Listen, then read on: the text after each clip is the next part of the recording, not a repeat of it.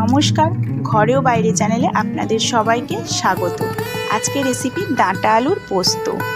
এটা খুবই সিম্পল এবং সুস্বাদু একটি রেসিপি, যেটা প্রায়শই বাড়িতেই হয়ে থাকে। অনেকেই অনেক রকমভাবে বানিয়ে থাকেন, কিন্তু আমি কিভাবে বানাই তা আজ আপনাদের সাথে শেয়ার করলাম। পুরো রেসিপিটি জানতে হলে পুরো ভিডিওটির সাথে থাকা অনুরোধ রইল।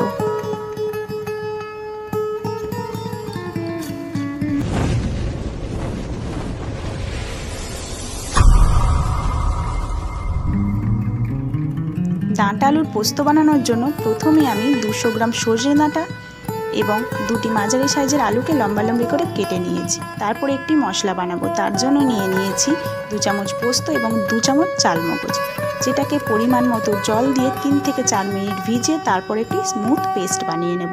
এখানে আমি একটি কড়াইতে পরিমাণ মতো জল ও 1 চামচ লবণ দিয়ে লবণ ভালোভাবে জলের সাথে মিশিয়ে নেব। তারপরে এখানে কেটে রাখা আলু এবং সজনে ডাঁটা দিয়ে 5 থেকে 6 মিনিটের জন্য ভালোভাবে ভাপিয়ে নেব।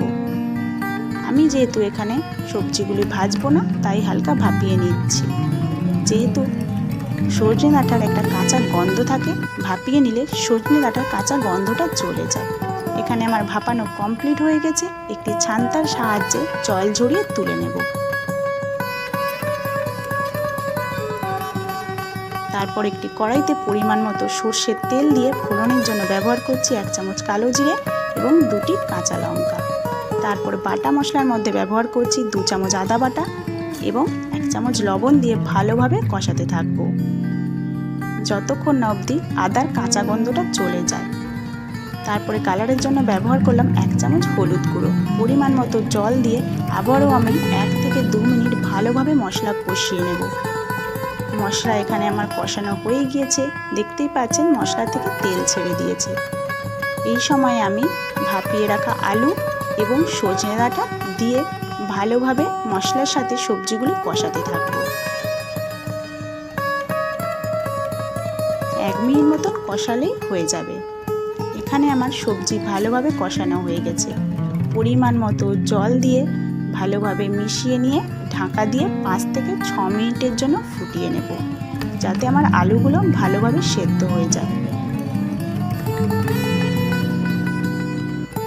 ঢাকা খুলে ভালোভাবে একটি হাতার সাহায্যে মিশিয়ে নেব এবং দেখে নেব আমার আলুগুলো সেদ্ধ হয়েছে কিনা। এখানে আমার আলু 80% সেদ্ধ হয়ে গেছে। এই সময় আমি ব্যবহার করব বেটে রাখা পোস্ত এবং চালমগজ। চালমগজ পোস্ত দেওয়ার পর ভালোভাবে একটি হাতার সাহায্যে সমস্ত সবজির সাথে মিশিয়ে নেব এবং 4 থেকে 5 মিনিটের জন্য ফুটতে দেব। যেটুকু আমার আলু সেদ্ধ হতে বাকি আছে তার মধ্যেই সেদ্ধ হয়ে যাবে।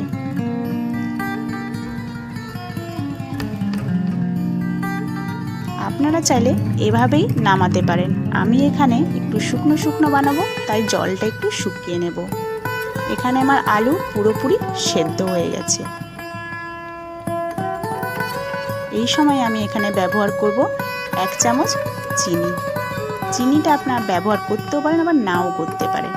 যেহেতু নিরামিষ রান্না, তাই চিনি ব্যবহার করলে স্বাদটা খুব ভালো আসে। এখানে আমার প্রায় রান্নাটি কমপ্লিট হয়ে এসছে। পুরো রান্নাটা এবার আমার কমপ্লিট।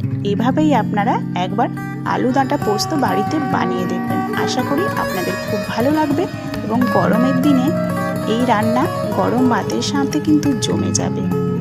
তাহলে পুরো ভিডিওটি আপনাদের ভালো লেগে থাকলে লাইক, কমেন্ট এবং শেয়ার করে দেবেন।